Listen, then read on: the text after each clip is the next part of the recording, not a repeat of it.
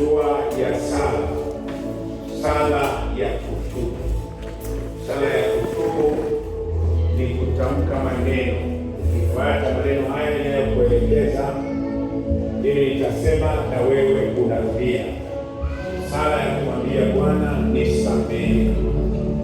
Sala ya kusema Bwana nisamehe.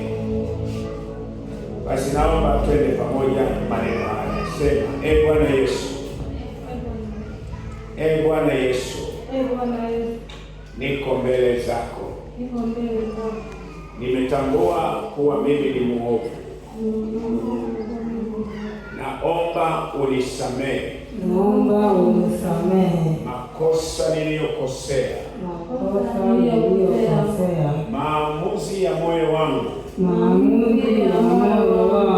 nakuja kwako. Yesu, unisafishe niwe salama katika moyo wangu na mwili wangu.